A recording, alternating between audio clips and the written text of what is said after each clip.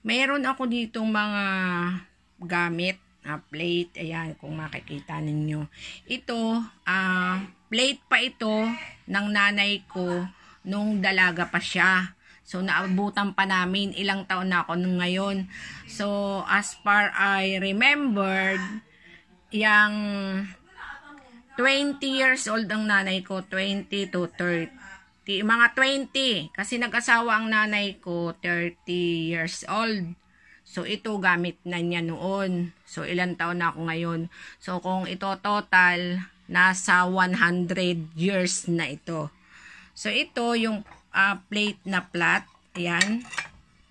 Made in Philippines. Ayan. So, napakaganda nito. Naalala ko pa nung bata pa ako. Siyempre, uso sa probinsya yung mga nanghihiram ng gamit. So, ngayon, hindi ko matandaan dati kung ito ay 1 dozen or 2 dozen. Ibig sabihin kasi ng 1 dozen, 12 pieces yon. So, ngayon, meron pa ako dito, iniwan ng nanay ko, 2, 4, 6, 8, 10. 10 ito, plus may isang extra. So, ibig sabihin, may nanghiram nito sa nanay ko na basag, yun yung naging kapalit. So, ganun kasi, pinapalitan nila, pero hanggat maaari, ayaw ng nanay kong masira. At saka, piling tao lang din ang pinapahiram nito.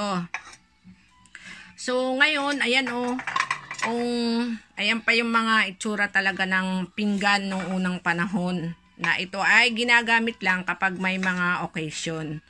So, ngayon, meron naman ako dito yung malukong na pinggan. Ayan. Ito ay 10 peraso pa din. 2, 4, 6, 8, 10. So, yun nga, hindi ko rin matanda. Pero I'm sure na ito ay 1 dozen, 12 dozen. Kompleto, hindi lang 10 na ganyan. Ang hindi ko lang matandaan kung 2 dozen each style itong dalawa. So, pero sigurado ako na yan ay 12 pieces. So ngayon, 10 na lang. At may ekstrang 3 dito. So, ibig sabihin, may nanghiram na naman ito at nakabasag. So, ito yung kapalit. So, ito, luma din ito. Lumang pinggan, lumang panahon din ito. Ayan. So, ngayon, nasa aking pag-iingat ito. Itong ilan ito, ginamit na ng mga anak ko. Pero sa ngayon, kinuha ko ulit kasi nga, inaayos ko. So, itong isang pinggan na ito, ay meron siyang initial name ng nanay ko. Ayan, hindi ko na sa inyo sasabihin kung ano. Pero yung initial na yan ay pangalan pa ng nanay ko nung dalaga pa siya. So, ayan made in Japan.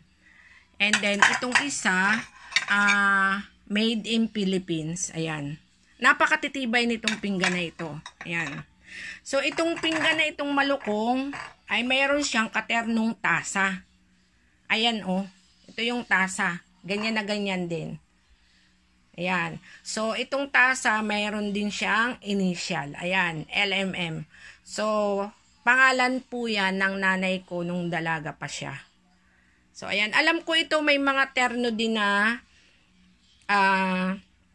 kutsara at tinidor na may initial din ng nanay ko. So, hahanapin ko pa.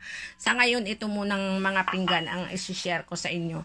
So, tulad nga na sinabi ko, ito kung kukwentahin ay nasa 100 years na. So, kung may gustong bumili nito, hindi ko alam kung gusto kong ibenta. Pero, hindi naman. Parang sa amin lang to. Ipapamana ko din sa mga anak ko. Sa ngayon, iniingatan ko pa itong mga gamit. Sayang nga kasi itong mga tasa na ito, 4 na lang siya nandito. Hindi ko alam kung meron pa doon sa isang box, i-check ko. Then kapag nakita ko yung kutsara tinidor, i-video ko din siya at i-upload ko kung meron pa. So far, ito yung memories ng nanay ko sa amin. Meron pa din mga ibang gamit, alam niyo ba yung mga tapayan, ganun. Pero wala na yun kasi siyempre hindi naman yun agad-agad maitatago, di ba? Ayan. Ayan yung initial. Ayan. Nakakalungkot lang isipin pero masaya. Masayang tingnan pero nakakalungkot isipin kasi ito kasi iniingatan pa ng nanay ko nung dalaga pa talaga siya. Alam din niya ng mga kapitbahay namin nun, alam nila.